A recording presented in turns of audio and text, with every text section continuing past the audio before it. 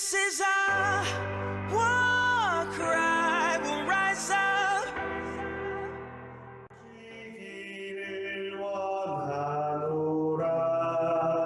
세상이 나를 위로하지 못하나 거기서 평화를 누리리라. 주 날개 위 평안하다. 그 사람 그를 자니요. 주 날개 밑내 쉬는 영혼 영원히 거기서 살리. 주 날개 밑 참된 기쁨이 있네. 고달픈 세상 길 가는 동안 나 거기 숨어 볼모심을 받고 영원한 안식을 얻으리라. 주 날개 밑 평안하다. 그 사람 그를 자니요. 주 날개 밑내 쉬는 영혼 영원히 거기서 살리. 사랑받으가 충만하신 주님, 주 앞으로 나아가 주님의 크신 은혜와 평강의 터 위에 그 말할 수 없는 하나님의 위로와 능력을 주시는 사랑의 장중에 거하고 살아갈 수 있는 그 축복 가운데 주신 주님께 감사와 찬양을 드립니다. 주님, 우리에게 허락하신 주님의 사랑과 능력이 늘 머물고 거하고 그 안에 넘치는 기쁨과 감사와 찬양으로 주님 앞에 늘 돌려드리는 우리들 되게 주여 도와주시옵소서. 주님, 이 시간 주님 앞에 나온 우리 모두가 한번 하나님만을 섬기고 외치고 부르짖고 또 주님으로부터 오는 평강과 능력으로 사는 우리들 되기 원합니다. 신정을 주장하여 주시옵소서. 하나님 첫 것을 주님 앞에 온전히 드리기 원합니다. 모든 것 사랑이 많으신 예수님 이름으로 기도드렸습니다. 아멘.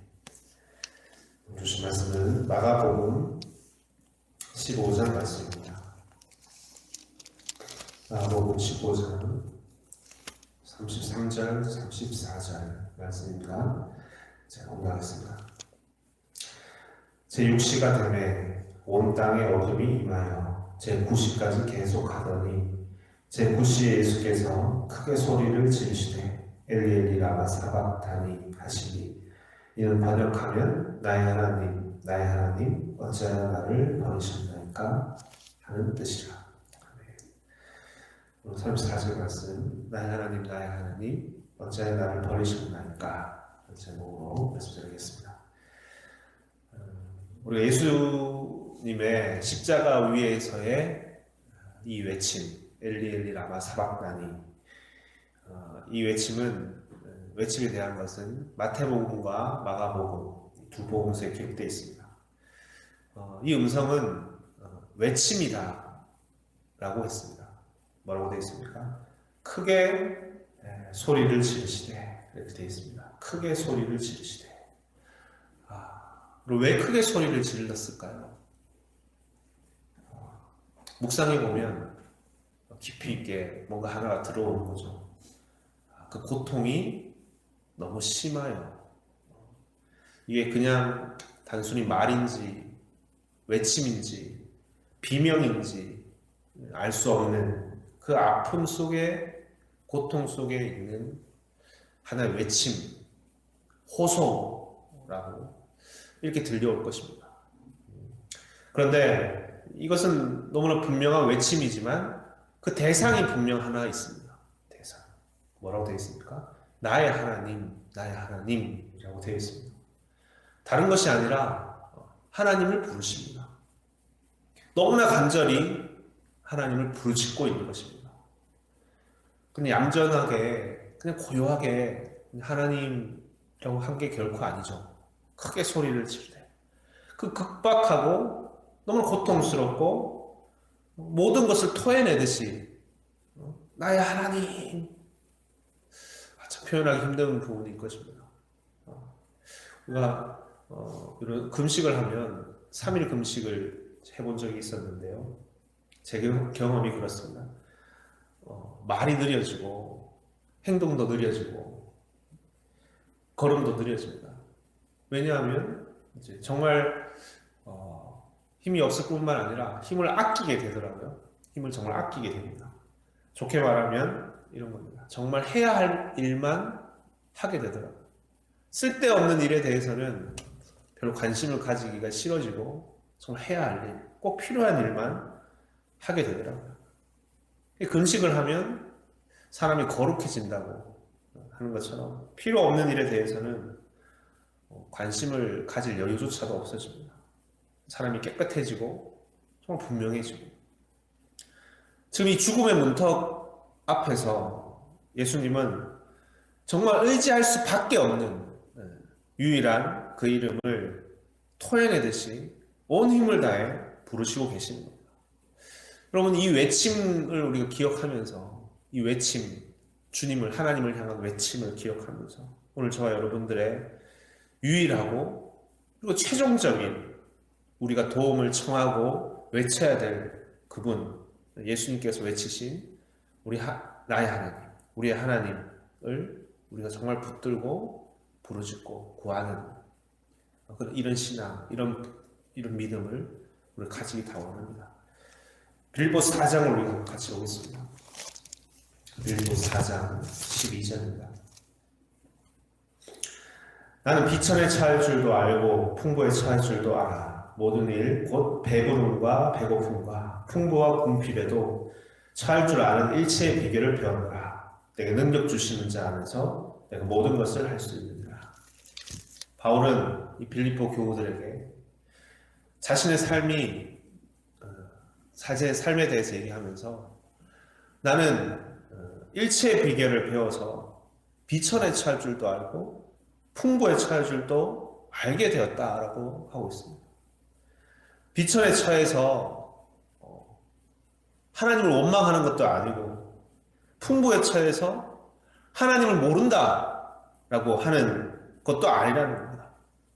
오히려 비천에 있으나 풍부에 있으나 더욱더 하나님을 붙들고 더욱더 하나님을 의지하고 사는 존재로서 살게 되었다. 일체의 비결을 배웠다. 그 자리에서 더욱더 하나님을 의지하는 자로서 사는 자가 되었다. 그것을 배웠다. 라고 얘기하는 겁니다. 그럼 이 고백은 이런 거죠. 모든 그 자신의 삶 속에 모든 상황 속에 함께하고 계신 하나님을 바라보고 의지하게 되었다라고 얘기하는 것입니다. 그래서 13절이 이어서 나오는 겁니다. 뭡니까? 내게 능력 주시는 자 안에서 라는 말이 나오는 겁니다. 그분 안에서 내가 모든 것을 다 할 수 있다. 풍부에 처했으나 비천에 처했으나 내가 모든 것을 다 그분 안에서 그분이 나와 함께 하심으로 그분과 함께 하시는 그 신앙을 가지고 일체의 비결을 배웠으므로 그분이 나와 함께 하시기에 내가 모든 것을 감당할 수 있느니라. 오늘 예수님의 자리가 바로 이런 바울의 고백과 같은 것입니다. 바로 그 자리죠. 무슨 자리겠습니까? 비천 중에 가장 바울이 말한 비천이 있다면 가장 비천한 자리가 바로 이 십자가의 자리일 것입니다. 이것에 대해서 그 자리에서 예수님은 하나님과 함께하고 계시더라고요. 십자가 위에서 이 말씀을 하십니다. 엘리 엘리 라마 사박다니. 여러분, 이것이 우리에게 전해주는 하나의 메시지는 뭡니까? 그 안에서도, 그 십자가에서도 나와 함께 하시는 하나님을 예수님은 바라보고 계시다.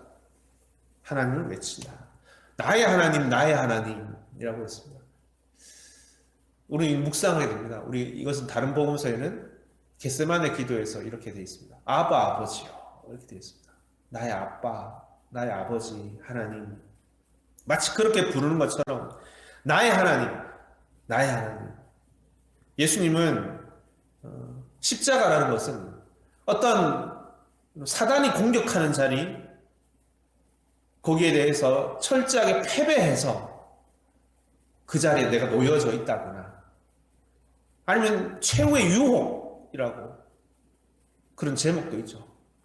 최후의 유혹. 그렇게 얘기하는 것도 아니라, 그 십자가라는 것은 나의 하나님께서 내가 믿고 사랑하는 나의 하나님께서 그 자리에 두신 것이다. 그렇게 얘기하고 있는 거예요. 나의 하나님, 어찌하여 나를 그 자리에 버려두십니까? 이것이 모든 우리 가상칠언이라고 얘기하죠. 예수님의 십자가 위에서의 일곱 가지 말씀. 그 말씀을 이해하는 키입니다. 키. 주님은 부르십니다. 나의 하나님이라. 나의 하나님. 이것이 모든 이 기본적인 믿음 위에 예수님은 외치신 겁니다. 내가 믿고 내가 사랑하는 바로 나의 하나님께서 나를 이 자리에 두셨다. 그것이 비록 죽음의 자리라 할지라도 나와 함께 하시고 나를 사랑하시는 하나님에 대한 믿음이 이 외침 속에 살아있는 것입니다. 그리고 또 이 자리는 어떤 자리냐면 완전한 버림의 자리라는 겁니다. 완전한 버림의 자리. 버린 척한 것이 아닙니다. 참 이 부분에서 우리는 깊은 묵상을 해야 되고요. 죽은 척한 게 아니라는 겁니다. 예수님은 죽은 척한 게 아닙니다. 받은 척한 게 아닙니다. 완전한 버림입니다. 완전한 죽음입니다.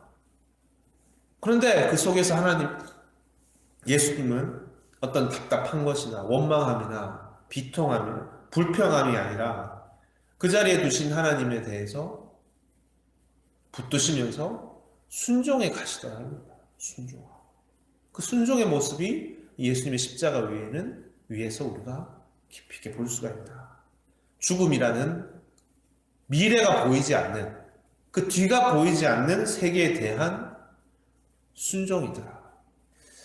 우리 예수님의 십자가에서 우리는 먼저 죽기까지, 죽음의 자리까지 보이신 예수님의 신앙, 예수님의 믿음, 그 사랑이라는 것이 무엇인지 깊이 알게 되고, 이런 것이 진정한 믿음이구나.